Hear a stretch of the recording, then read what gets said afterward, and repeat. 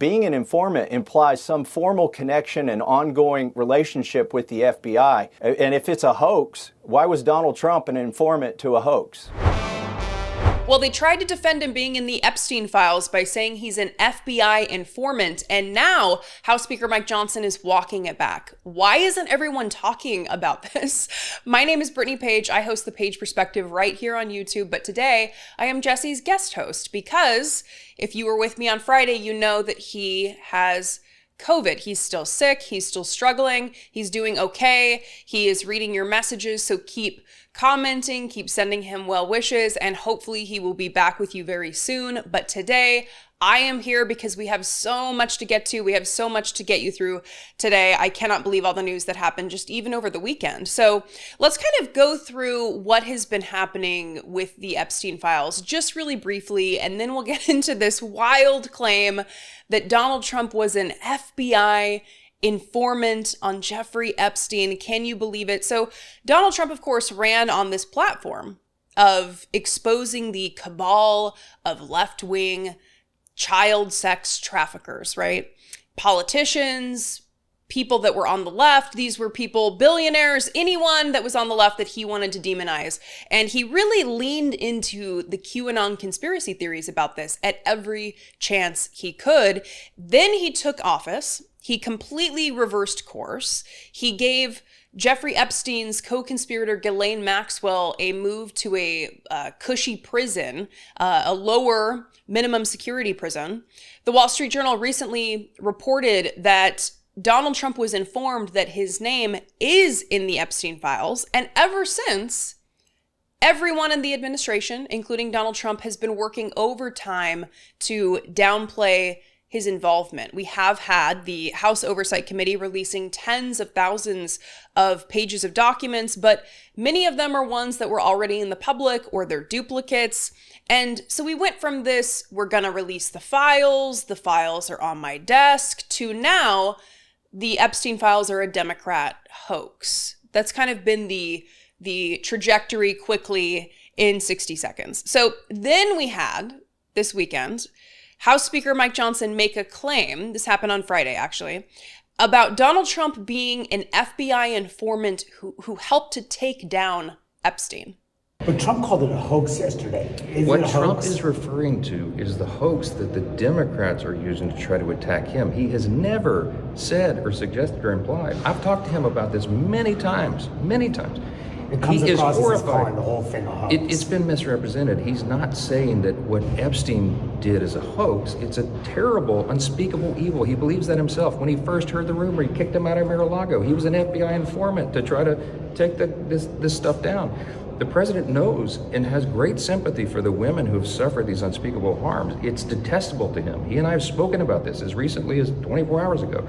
So, yeah, quite the claim. Haven't heard that one before. Where did this come from? Just dropping this out of nowhere. And I cannot wait to see what you guys think about this. Please let me know in the comments. But Mike Johnson is already walking this back because, of course, the press was like, wait a minute. We've never heard this before. He's an FBI informant. You have to tell us more. And now Mike Johnson is like, wait a minute. I misspoke. And let's look at this Washington Post reporting. Johnson backs off claim that Trump was an FBI informant in Epstein case. Quote, the speaker is reiterating what the victim's attorney said, which is that Donald Trump, who kicked Epstein out of Mar-a-Lago, was the only one more than a decade ago willing to help prosecutors expose Epstein for being a disgusting child predator. The statement from Johnson's office read. Trump and Epstein were one-time friends who had a falling out, particularly after a fight between the two in 2004 over buying an oceanfront property in Palm Beach, Florida, which Trump went on to win. Now, pausing just briefly because this bit of reporting here conveniently ignores that just a few weeks ago, Donald Trump made a claim that Jeffrey Epstein stole a child from his Mar-a-Lago resort, and that was part of the falling out. And then he said that child was Virginia Giuffre, a woman a child who was abused by Jeffrey Epstein, who went on to be a woman who helped to take down Jeffrey Epstein, and who died by suicide. Donald Trump said that Part of his falling out with Jeffrey Epstein was that he stole a child from the Mar-a-Lago spa, and the Washington Post doesn't want to mention that. Let's remind everybody, just so we're all on the same page here. Mr. President, Epstein has a certain reputation, obviously. Just curious, were some of the workers that were taken from you, were some of them young women? Were some of them young women? Well, I don't want to say, but everyone knows the people that were taken. And it was the concept of taking people that work for me is bad. But that story's been pretty well out there. And the answer is yes, they were. Yes, they were young Yeah. women. What did they do? In the spa. Jobs in the spa? Yeah, it's people that work in the spa. I have a great spa, one of the best spas in the world at Mar-a-Lago. And people were taken out of the spa, hired by him. In other words, gone. And other people would come and complain, this guy is taking people from the spa. I didn't know that. And then when I heard about it, I told him, I said, listen, we don't want you taking our people, whether it was spa or not spa. I don't want him taking people. And he was fine. And then not too long after that, he did it again. And I said, out of here. Mr. President, did one of those stolen, persons, that include Virginia Jeffrey? I don't know. I think she worked at the spa. I think so. I think that was one of the people, yeah. He stole her. And by the way, she had no complaints about us, as you know. None whatsoever. He stole her. About a child. About a human being he's talking about there. Virginia Giuffre's family, of course, after this clip surfaced, said that it raises serious questions about what Donald Trump knew and when he knew it. And I'm sure this new comment from Speaker of the House, Mike Johnson, also raises questions for her family about what he knew and when he knew it, given his history of denials about involvement and what he knew, and downplaying his involvement and downplaying what he knew. But let's get back to this Washington Post reporting, and then we're going to get a reaction from Republican Thomas Massey to all of this as well. Quote, about a dozen of Epstein's accusers gave emotional testimony last week outside the U.S. Capitol about the abuse they suffered from Epstein and his jailed associate Ghislaine Maxwell. During the event, Brad Edwards, an attorney who represents many of the victims, told reporters that Trump has done an about-face on Epstein since 2009. Edwards said that when he spoke to Trump in 2009, Trump was friendly to the victims' plight and did not think it was a hoax and was trying to help. This, of course, referring to the fact that Donald Trump is now, of course, calling the Epstein files a hoax after making it a pillar of his campaign and leaning into QAnon every chance he gets. He is now completely backing away from it and calling it a Democrat hoax. And yet, where is QAnon on this? Where are all of those people in dark basements, on forums, on the internet, posting all kinds of wild conspiracy theories? Where did they go as Donald Trump has taken this trajectory in just 6 months, saying that he's going to release everything, saying the files were on Pam Bondi's desk, to now they're a Democrat hoax, and Mike Johnson is calling him an FBI informant for the first time. We've never heard this before. Now he's walking it back because, and I would assume, he's so desperate to get the media off this story that he'll say anything. But, he's not the only Republican talking about this. In fact, Congressman Thomas Massey was asked to respond specifically to Mike Johnson making the claim that Donald Trump is an FBI informant on Jeffrey Epstein. And of course, Thomas Massey is working with Congressman Ro Khanna to pass the Epstein Files Transparency Act. And this is to force the Trump administration to release more documents about Epstein and his sex trafficking operation. And of course, there's been a lot of pushback from the Trump administration. They're saying we have released all of these documents. We know they are mostly duplicates, mostly things that have already been out in the public. But here is Congressman Thomas Massey this weekend being asked to respond to Mike Johnson's claim that Donald Trump was an FBI informant on Jeffrey Epstein. We are joined now by Congressman Massey and Khanna. Thank you both for joining us this morning. Congressman Massey, let me begin with you and get your response to Speaker Johnson right there. He says you've been misled. He also suggested at one point this week, seemed to suggest that President Trump was an informant to the FBI about Jeffrey Epstein. Your reaction? Well, they haven't been misled, and the speaker's point that the victim's safety is compromised or privacy is false, because when we asked the survivors at our event, did they support the legislation that Ro Khanna and I have introduced, they all said yes. Now, I don't know if the speaker misspoke when he said that Donald Trump was an informant. The lawyers for the victim said that Donald Trump had been helpful in 2009 in their case by giving them information, but being an informant implies some formal connection and ongoing relationship with the FBI. I don't know what that's all about. I think the speaker needs to clarify that. And if it's a hoax, why was Donald Trump an informant to a hoax? Now that's a good question. Why was Donald Trump an informant to a hoax? If it's a hoax, if it's a Democrat hoax, why was he an FBI informant to a hoax? This is something that we cannot just let Mike Johnson get away with. He can't just release a statement and say that he was referring to what the attorney said about Donald Trump being helpful. There's a difference between the attorney saying that Donald Trump was previously helpful providing information about Jeffrey Epstein and that he was an FBI informant. Those are two very different things. We cannot let Mike Johnson just sweep this under the rug. But let's get to the second clip, and this will be the thing that we wrap with. This is going to be Thomas Massie being asked, why do you think the president is resisting releasing this information? Why do you think, Congressman Massie, the president is resisting the release? I think it's going to be embarrassing to some of the billionaires, some of the donors who are politically connected to his campaign. I also think Democrats are going to be implicated in this, Democrat donors. And when you get to the billionaire level, a lot of these folks give to both parties anyway. There are probably intelligence ties to our CIA and maybe to other foreign intelligence, and the American people would be shocked, I think, to know that our intelligence agency was working with a pedophile who was running a sex trafficking ring. So these are the reasons I think that they're resisting this. But we can't avoid justice just to avoid embarrassments for some very powerful men. So I guess I appreciate Thomas Massie's honesty there, because he's essentially admitting that Donald Trump wants to protect billionaire donors at the expense of victims of child sex trafficking. I mean, you heard that, right? He's wanting to prioritize the billionaire donors that may be embarrassed at being implicated in child sex trafficking. That's not good, right? I mean, can we all agree that that's really bad? I mean, Thomas Massie calls himself a Republican.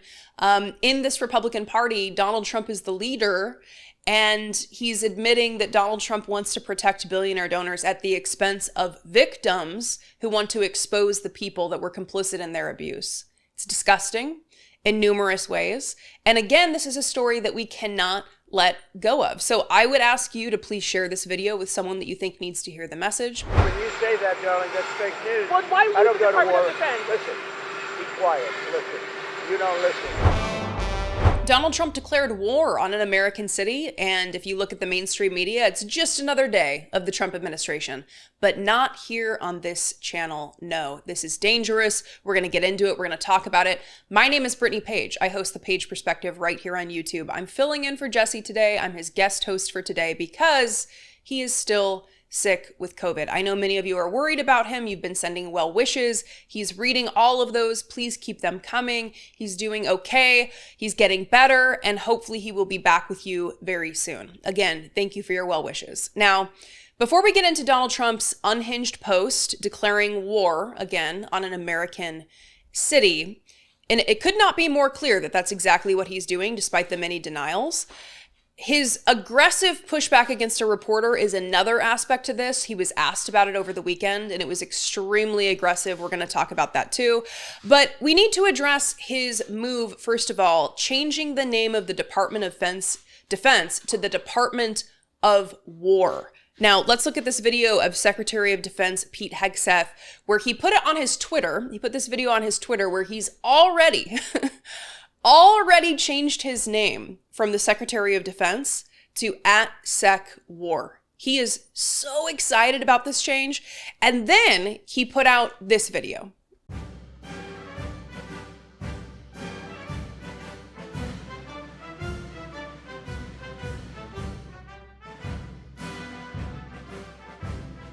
all that says to me is insecure, weak men. That's all that is. And Pete Hegseth really fits into that category, right? So just last month, by the way, the White House posted about Donald Trump being the president of peace. So of course, I'm sitting here like, wait a minute, is he the president of peace, or is he the president of war and declaring war on an American city, that city being Chicago? In fact, let's just get to the post right now. He put this on Truth Social. It reads, "I love the smell of deportations in the morning. Chicago about to find out why it's called the Department of War," with a photo of Trump with a city on fire and helicopters in the sky featuring the words "Chipocalypse now." Okay. Now, several things about this. This could not be more clear. Okay. Do not let him distance himself from what he is saying here. We can all see it. We can see the imagery. We can see what he's saying. He says explicitly, they are going to find out why it's called the Department of War. This could not be more clear. And I can't help but think about, in today's media environment, Hillary Clinton calling Trump supporters baskets of deplorables stayed in the media environment longer than this post has. This post in and of itself is disqualifying. It is something that should be met with universal calls for Donald Trump to resign, to be impeached, all of the different things. But it's just allowed to be another unhinged thing that he does. Why? Why are we in this position? There's many reasons why we're in this position. We can get to that later, but you can tell he doesn't want to be asked about this post. You can tell that he doesn't want to be confronted about this post, because he was confronted over the weekend by a reporter who asked him if he's going to war with Chicago, and this is how he responded.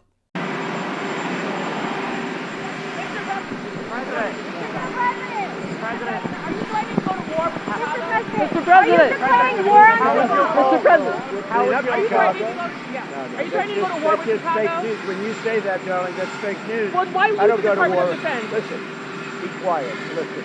You don't listen. You never listen. That's why you're second rate. We're not going to war. We're going to clean up our cities. We're going to clean them up so they don't kill 5 people every weekend. That's not war. That's common sense. Bending down, calling her darling. Telling her to be quiet and listen. It's like this clip was created in a lab to give me a rage rash on my neck. And if I have one, just ignore it, okay? So I continue to be disgusted that this is the man that was given a position of power in our society for many reasons. I mean, he's a racist. He's deplorable. He has horrible morality, and he can't be criticized. He can't be questioned. He can't be asked questions that he doesn't like. And what's particularly disturbing is watching the way that the press corps has slowly started to change. It's good that we still have a reporter who's there, who's asking questions like this, but increasingly, that's not happening. And I have, hosted a news podcast with Jesse for 10 years. And I have listened to a lot of press conferences. I listen to it more than I would like, more than is good for me, probably mentally. And to listen to these reporters that are slowly being replaced with people who are not challenging him, who are not asking him actual questions, who after they ask a question, he says, I really like this guy. That's something that's disturbing, because we're slowly starting to move into a place where there's very little room for him to be challenged. There's very few moments where he actually is legitimately being challenged, and that's disturbing. But, after this, and we'll kind of have this moment of levity before we get into other problematic things that we're going to talk about. He walked out into the grass to really show us all his manly strength.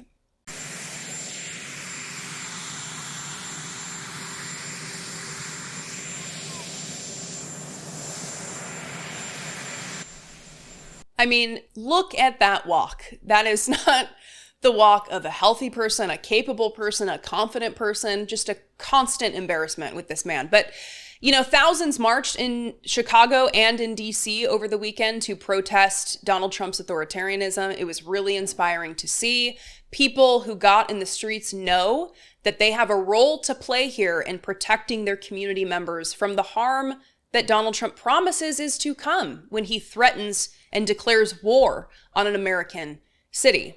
Now, DC, I guess I'll speak for all of DC. We are standing in solidarity with Chicago because we have already been experiencing this. We know what's to come. And Donald Trump's border czar, Tom Homan, who never saw a human right that he didn't want to violate, was making the rounds this weekend on the Sunday shows, talking about his plans for Chicago and what's to come. Should we expect action in Chicago this week? Absolutely. You can expect action in most sanctuary cities across the country. President Trump's prioritized sanctuary cities because sanctuary cities knowingly release illegal alien public safety threats to the streets every day. That's where the problem is. We don't have that problem in Florida, where every sheriff and chief works for us, right? Or Texas. So we got to send additional resources to the problem areas, which are sanctuary cities. As we know, the Trump administration has been targeting citizens, green card holders, people who write op-eds that he doesn't like, who have opinions that he doesn't like.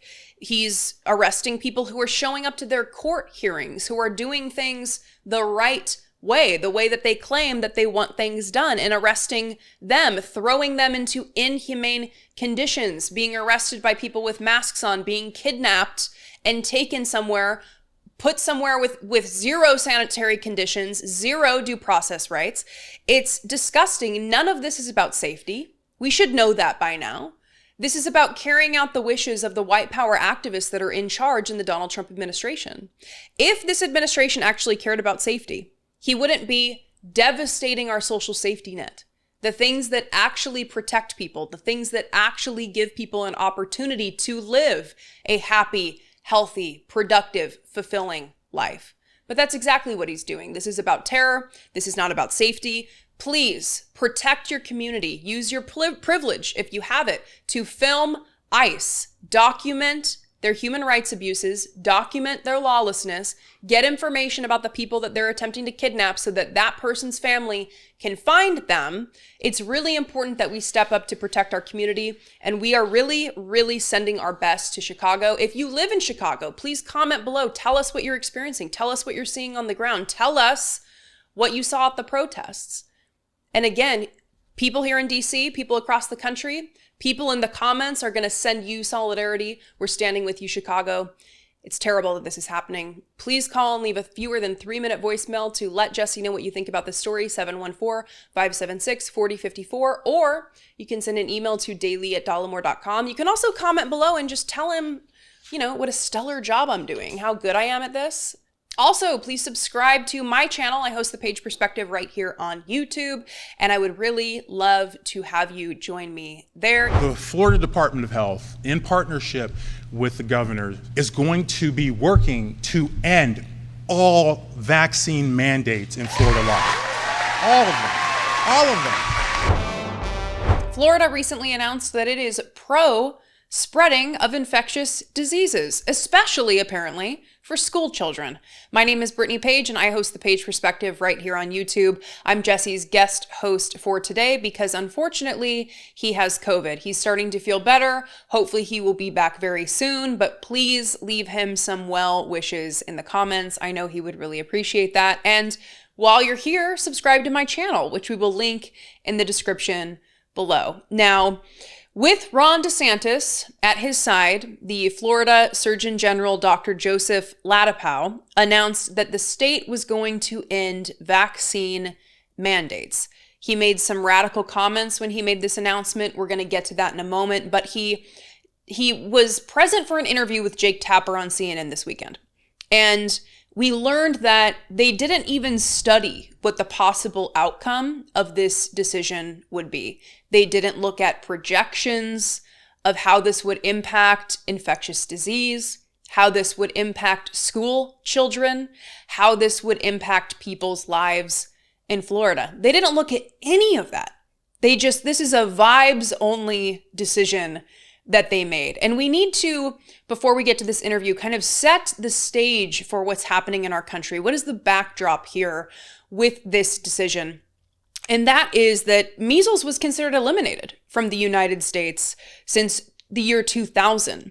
But in the first half of this year, 2025, we had more cases of measles than in any year since 1992. And that's according to KFF. We also have, of course, RFK, who is unfortunately the Secretary of Health and Human Services, who's a lifelong anti-vaccine activist. And he has downplayed the seriousness of the outbreak of measles. He's downplayed the importance of vaccination for measles. He's, of course, attempting to take away our right to vaccinations while telling us that he's not doing that through many different actions. But of course, he's defunding mRNA research to the tune of $500 million of canceled contracts. He's fired everyone on the Advisory Committee on Immunization Practices, ACIP, and replaced them with hand-picked anti-vaxxers.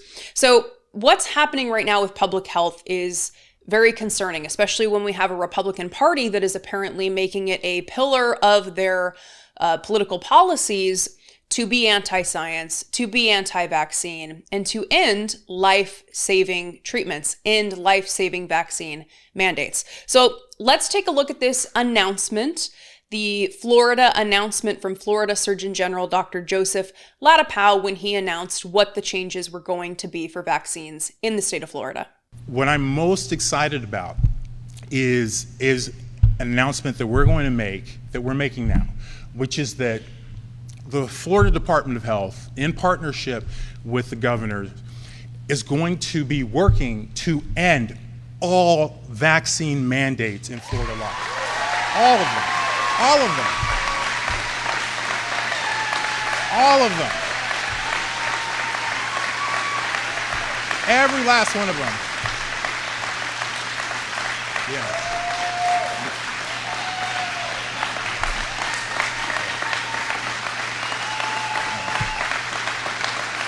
Every last one of them. All of them.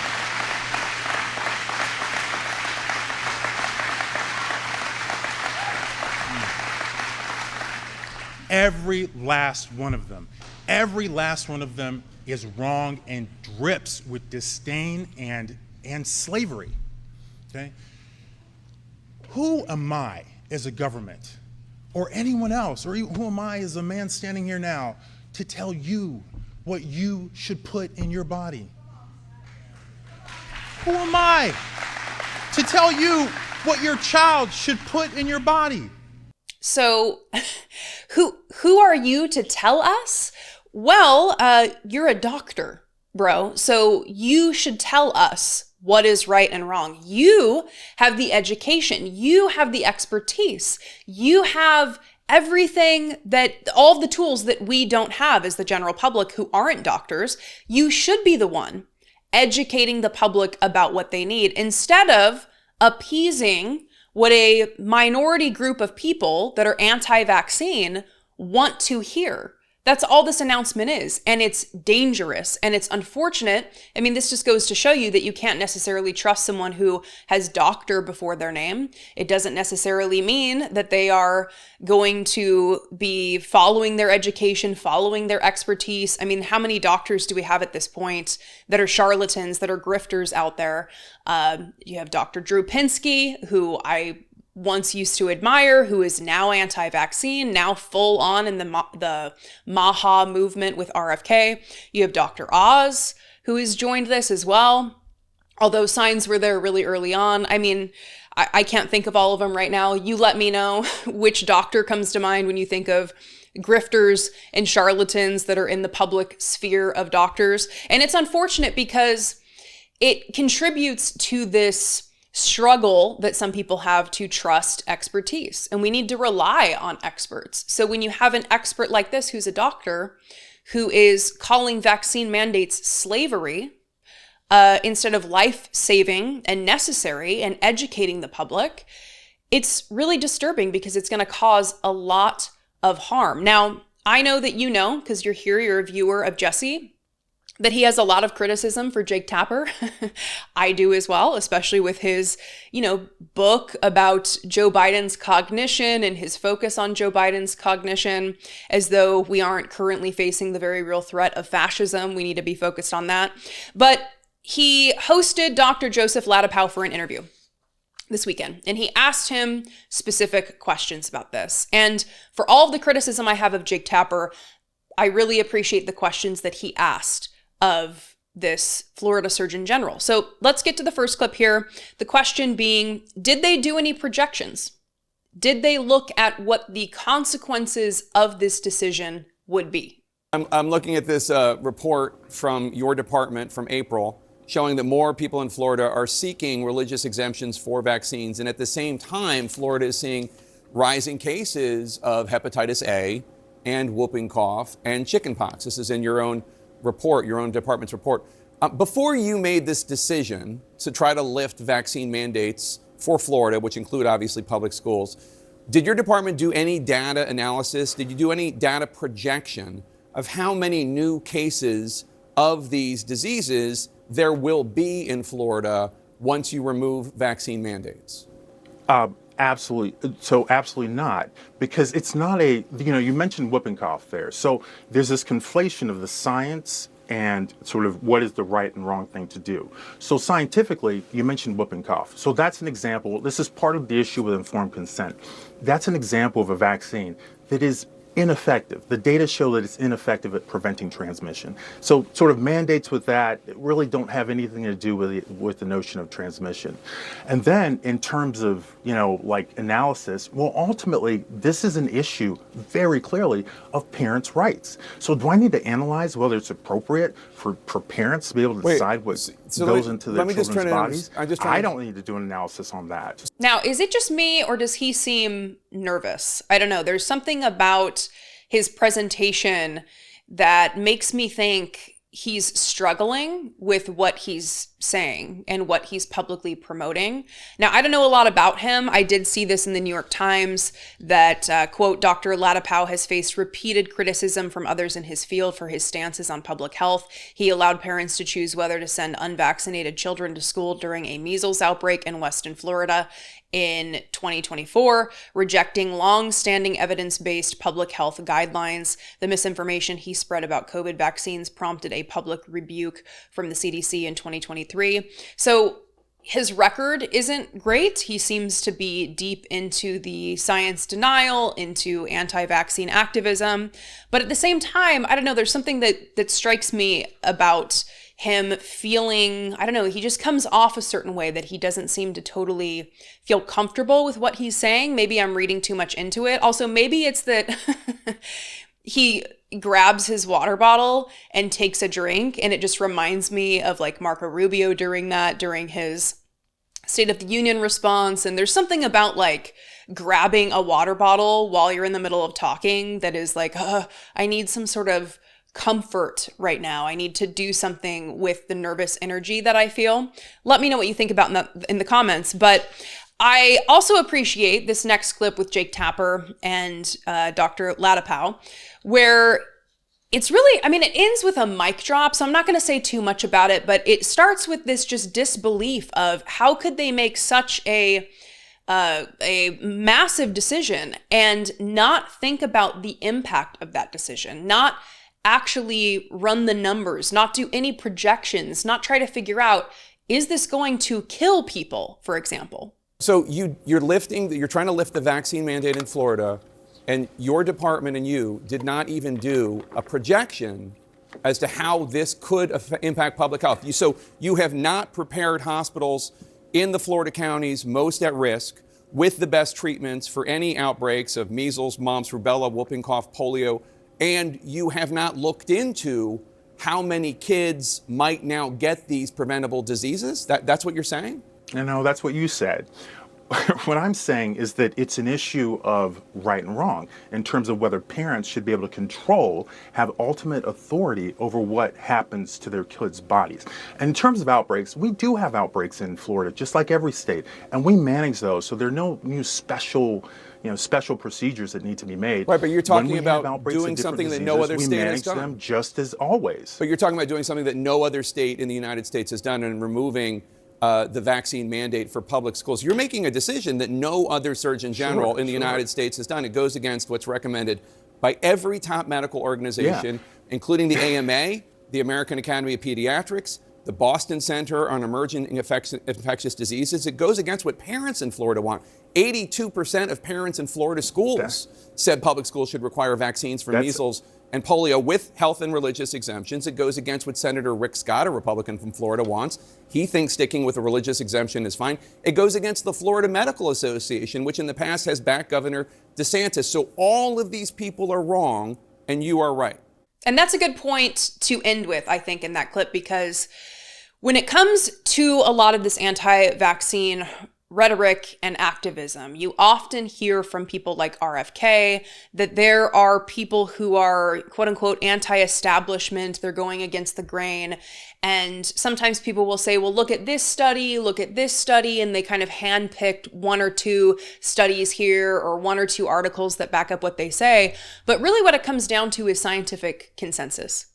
There are going to be charlatans and grifters like Dr. Drew and Dr. Oz who see some sort of crisis and want to make money off of that, unfortunately. RFK is another one. But you have to look to consensus. And when there's scientific consensus, that should tell you something about what the people who have the requisite education and experience, what they know to be true. And we should listen to that because we should still value expertise and education and understanding the limits of our own knowledge, because we can't possibly know everything. We have to extend some trust into people who know more, who are more educated than us. That's just a fact of life. And unfortunately, we're not seeing that from the Trump administration. We're seeing this dangerous trajectory into harming school children by ending vaccine mandates. And I want to get to this KFF Washington Post survey about the popularity of this decision, or the lack of popularity of this decision, I should say. The latest poll shows that 8 in 10, 81% of parents nationally support these requirements with some medical or religious exemptions. Just 1 in 5, 18% say public schools shouldn't require measles or polio vaccines for any students. This holds true across partisans. 3/4 of Republican parents say public schools should require vaccines for measles and polio, including 73% of those who identify with the Make America Great Again movement. Florida parents' views are similar to those nationwide, with 82% saying public schools should require these vaccines and 17% saying they should not. Of course, it doesn't matter what is popular, what is supported by the public when it comes to the Trump administration, because the main goal for the Trump administration is to enrich Donald Trump and to please the white power activists who are running the show. And it's always fascinating to hear these anti-vaccine activists talk about sovereignty over your own body, when of course these are the same people who want to force people to carry pregnancies that they do not want to term. Disturbing in so many ways, but this is something we need to focus on, because as the attacks ramp up on our public health infrastructure, we need to ensure that people are able to get accurate information and trust experts who want to help them. The victim's lawyer, Bradley Edwards, has seen the files. So if they try to do something that is political, then many other people would call them out on it. That's right, 2 Epstein stories today, because that much is happening on the Epstein front. And I know so many of you are really passionate about this story and you don't want it to go away. This story is a reminder of why that is. Trump's Department of Justice trying to hide 2 names, trying to keep 2 names secret. My name is Brittany Page. I host the Page Perspective right here on YouTube. And today I'm Jesse's guest host because he has COVID. Let this be a reminder to you that COVID is absolutely still a thing. If you are going to be traveling, if you're going to be in areas where there are a lot of people, please mask up. I still wear masks because I am every week working in a psychiatric hospital where we mask up in a hospital setting. So it's something that I have never stopped doing. I've continued to do it, but it's also really important. I do it when I travel. I do it on airplanes, and it really, really helps everyone. Okay. So don't cough into the air when you go into the airport, please, or anywhere else. Thank you to Jesse for letting me guest host today. Thank you for being here with me, because this is an important story. So this is new reporting from NBC News about Trump's Department of Justice. DOJ says names of 2 associates Epstein wired $100,000 and $250,000 to should stay secret. The Justice Department request came after NBC News asked a federal judge to unseal the names of 2 people Epstein paid and helped protect from prosecution. And let's just get right into it. Quote, the Justice Department on Friday asked a federal judge overseeing the case of deceased sex trafficker Jeffrey Epstein to deny a request from NBC News to unseal the names of 2 associates who received large payments from him in 2018, court documents show. The Justice Department cited privacy concerns expressed by the 2 individuals as the reason for not making their names public. The first associate received a payment of $100,000 from Epstein, and the second associate received a payment of $250,000, both in 2018. Days after the Miami Herald began publishing a series of investigative stories where victims criticized a plea deal he received in Florida in 2008. As part of the plea agreement, Epstein secured a statement from federal prosecutors in Florida that the 2 individuals would not be prosecuted. So there are several fascinating things about this reporting.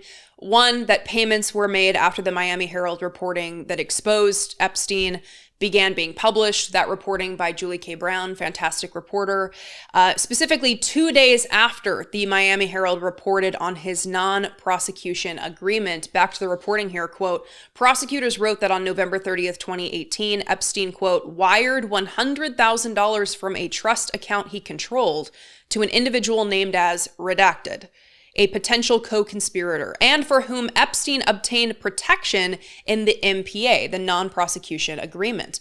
Prosecutors also wrote that this individual was also named and featured prominently in the Herald series. Prosecutors added that, quote, these same records show that just 3 days later, on or about December 3rd, 2018, the defendant wired $250,000 from the same trust account to Redacted, who was also named as a potential co-conspirator and for whom Epstein also obtained protection in the NPA. The prosecutors continued, quote, this individual is also one of the employees identified in the indictment, which alleges that she and 2 other identified employees facilitated the defendant's trafficking of minors by, among other things, contacting victims and scheduling their sexual encounters with the defendant at his residences in Manhattan and Palm Beach, Florida.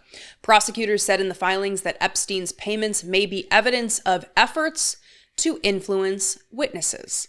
Now, NBC News has until September 12th to respond to the request from DOJ to keep these names secret based on, of course, objections from the 2 people whose names are redacted. We should all want to know these names.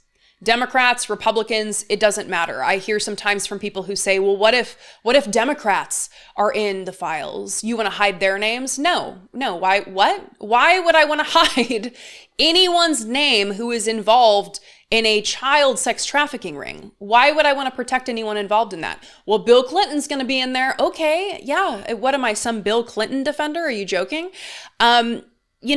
We also played a clip earlier in the show from Republican Thomas Massie, who is co-sponsoring with Representative Ro Khanna the Epstein Files Transparency Act. And this is, of course, to force the Trump administration to release more documents about Epstein and his sex trafficking operation. He also was interviewed this weekend by George Stephanopoulos, and he was asked over whether he has concerns that should this legislation pass, should they be forced to release the Epstein files? Is Representative Ro Khanna worried that the Department of Justice will scrub the files before releasing them? Let's see what he said. Congressman Khanna, the Justice Department is controlled by President Trump. It's pretty clear right now. Are you concerned that even if you force the release, there will be some scrubbing of the files? Democrats will be implicated and Republicans won't? It's a concern, but the victim's lawyer, Bradley Edwards, has seen the files, as have many people who are career officials. So if they try to do something that is political, then many other people would call them out on it. You know, you can get away with things, George, if the American people aren't paying attention. The American people are dialed into this. They want to know that as a country we can stand with survivors. The amount of messages I got from women who had been assaulted who said thank you for standing up for survivors was overwhelming. And they want to know that we can protect our children, and they want to know that they're not two Americas, that rich and powerful people are going to be held to account for assaulting underage girls. I hope that this actually brings us together. I mean, the new roll call had Marjorie Taylor Greene and me hugging after an emotional moment. Some people criticized me, but other people said the survivors are actually bringing this country together around fundamental values.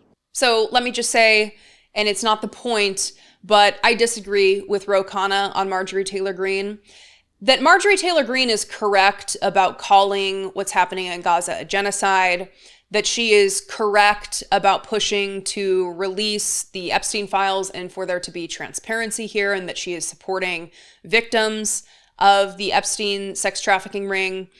That doesn't make her a good person. That doesn't make her someone that should be championed. That doesn't make her someone that should be promoted. She is still someone who has promoted anti-Semitic conspiracy theories, racist conspiracy theories. She's someone who has been abusive to progressives. She's not a friend of the left. And this is kind of I think, a mistake that Democrats keep making, is while you have people like Stephen Miller talking about Democrats as though they are subhuman and the enemy, Republicans will do like one thing right, and Democrats are like, yeah, we're ready to extend the hand. We're ready to work with the other side. Let's hug and be friends. And, you can work with these people. I'm not saying that. Of course, if Marjorie Taylor Greene is willing to be reasonable about this for once in her life, then yeah, use that to your advantage. But we don't need to go so far as to try to massage her reputation or make her more acceptable than she is, or that she needs to be, I guess I should say. So, and this is the same thing with RFK, where people during RFK's presidential run, and even when he was meeting with Kamala for a possible position in the cabinet, there was this tendency to be like, well, he's right about some things.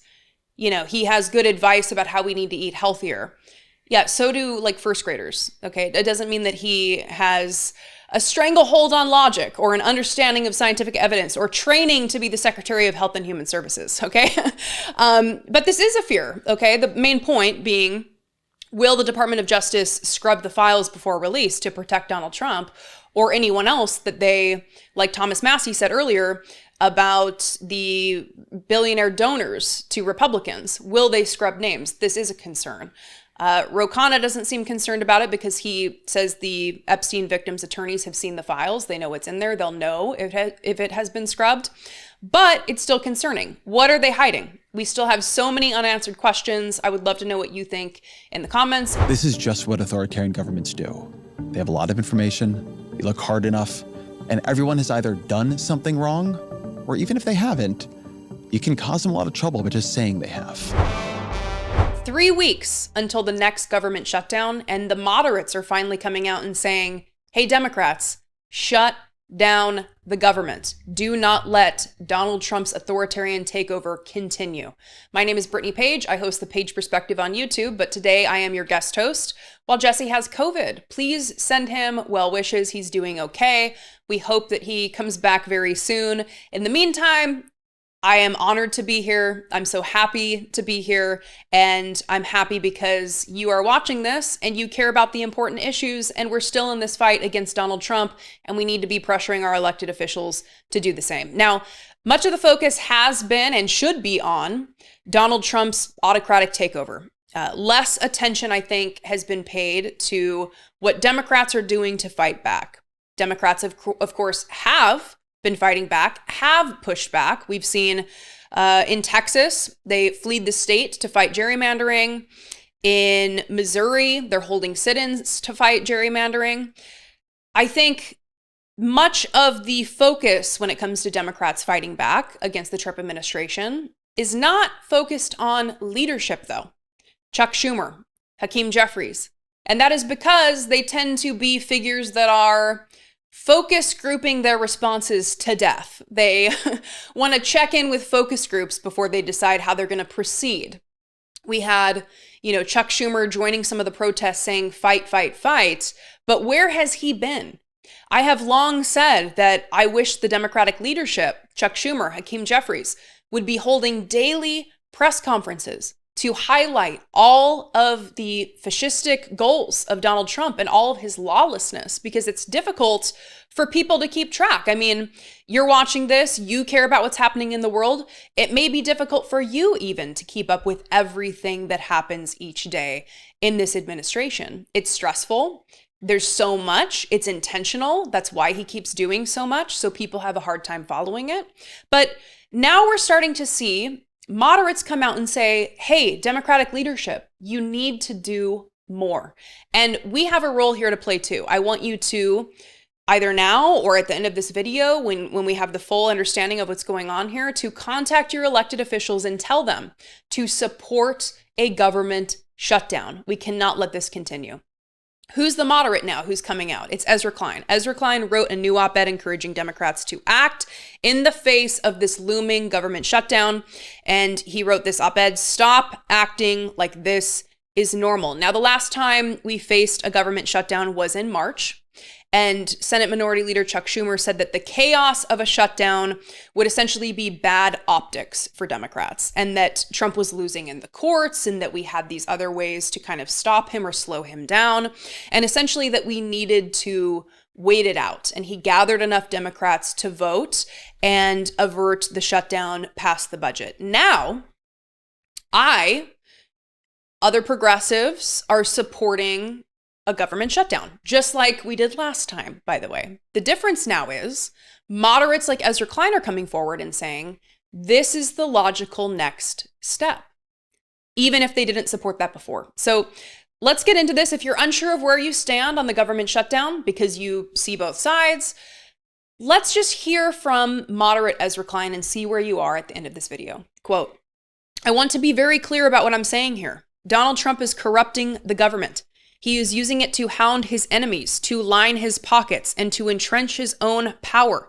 He is corrupting it the way the mafia would corrupt the industries it controlled. You could still, under mafia rule, get the trash picked up or buy construction materials. But the point of those industries had become the preservation and expansion of the mafia's power and wealth. This is what Trump is doing to the government. This is what Democrats cannot fund. This is what they have to try to stop." Remember when it was controversial to talk about Donald Trump as an authoritarian or a fascist? Remember when there was a point in the campaign when Kamala Harris made an appearance, I think it was on with Anderson Cooper, when she decided to call Donald Trump a fascist for the first time. And that was really controversial. And now, here we are just, 6 months, a little over 6 months into Donald Trump's second administration, and moderates like Ezra Klein are directly talking about Donald Trump's autocratic takeover, his authoritarianism, and comparing him to the mafia. I mean, this is not Bernie Sanders. This is not Elizabeth Warren. This is not AOC, the people that everyone tries to paint as radicals. It's not them saying this. It's Ezra Klein, a moderate who wrote an op-ed in the New York Times, who previously did not support a government shutdown back in March, who is now supporting a government shutdown. Never mind that columnists, by the way, like Jamil Bowie, who's fantastic, called for Democrats to actually be an opposition party back in December. Maybe people will start listening to Ezra Klein, a moderate. I wonder why they didn't listen back in December. I wonder what it is about Bowie that they are not going to listen to him back in December when he was making the same argument about Democrats being in opposition. But Ezra actually recorded a video essay version of this article, and I recommend you watch it and or read the article in its entirety. But I want to play for you just a brief portion where he begins to summarize just some of Donald Trump's lawlessness over the past few months. Just in the last few months, we've watched Trump fire the head of the Bureau of Labor Statistics because he didn't like the jobs data. We watched him fire the head of the Defense Intelligence Agency. Iran's key nuclear enrichment facilities have been completely and totally obliterated. After the agency suggested that the administration's strike on Iran only set their nuclear program back by a couple of months. We watched Trump muse about firing Jerome Powell because he wanted interest rates lower. Powell, of course, being the chair of the Federal Reserve. And now we're watching him try to fire Lisa Cook, a Federal Reserve governor, for alleged mortgage fraud. We've watched Trump sick his government on Senator Adam Schiff and Attorney General Tish James of New York. Again, allegations of mortgage fraud. I'm going to note that this is not coming after the Trump administration conducted an exhaustive review of the mortgage documents of every person serving in the executive branch right now. This is just what authoritarian governments do. They have a lot of information, they look hard enough, and everyone has either done something wrong, or even if they haven't, you can cause them a lot of trouble by just saying they have.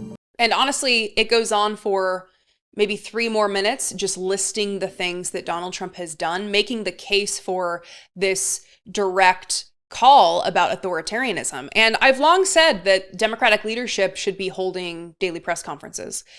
I think of, unfortunately, Andrew Cuomo, who held daily press conferences during COVID. Something like that, I think the Democratic leadership should be doing, but they can't even bring themselves to endorse Mamdani in New York. There's still Hakeem Jeffries, Chuck Schumer sitting on the sidelines while Andrew Cuomo, who is supported by Donald Trump, while Eric Adams, who is supported by Donald Trump, who has been offered a position in the Trump administration, they're sitting on the sidelines while Mamdani is competing with 2 handpicked Trump people, essentially. They can't even endorse him. I mean, this is disturbing. And so Ezra Klein is arguing for a shutdown, but also says that winning the messaging war, the messaging chaos that's going to come after a shutdown is going to be difficult, especially when we have the leadership that we do, when the leadership seems to be missing in action. Let's read from Ezra Klein here. Quote, "But Democrats cannot pretend this is a normal Republican administration. They cannot ignore masked agents in the street, armed troops in the cities, billions of dollars of money going into the Trump family's pockets, an administration that spins off several scandals in a week that would have consumed other presidencies for years. If Democrats cannot make an issue out of all of that, then they are screwed, and so are we. And we might be. Even if Democrats could agree on a message, do they have the messengers? Have Hakeem Jeffries and Chuck Schumer distinguish themselves as able to win an argument? Are they going to hold the line as national parks close down, as federal employees are furloughed, if checks stop going out the door, if flights are delayed because air traffic controllers aren't getting paid? I don't know that they will. I am quite certain that this moment deserves a real opposition, that Democrats, morally speaking, should not fund a government that Trump is turning into a tool of personal enrichment and power. But I am not certain that Democrats can win a shutdown. I am not certain that they have the leaders that they need. It is absolutely the case that Democrats could lose a shutdown. But whatever they're doing right now, it's not called winning. According to Gallup, the Democratic Party is polling at 34%. Its lowest level in decades that Gallup has been asking the question. The Democratic Party is polling lower than Donald Trump and lower than the Republican Party. And listen, I know this video is going to risk making some of you unhappy because the sense is, in a moment when we are facing the very real threat of fascism, we shouldn't be focused on criticism of Democrats, criticism of the Democratic Party. But actually, we need to engage with criticism of the Democratic Party, especially when you hear those polling numbers. Because you watching this, you know what's going on. You're informed. You understand what's happening. You understand the risks. But many are too busy trying to survive out in the world to really pay attention to what's going on. And they operate really on kind of a vibes-based perception of how things are going, unfortunately. And a lot of that comes down to, again, like I said, survival. People are working all day long. They're tired when they get home. They're having to make dinner for their families. They don't have the energy to consume news all the time. And I understand that.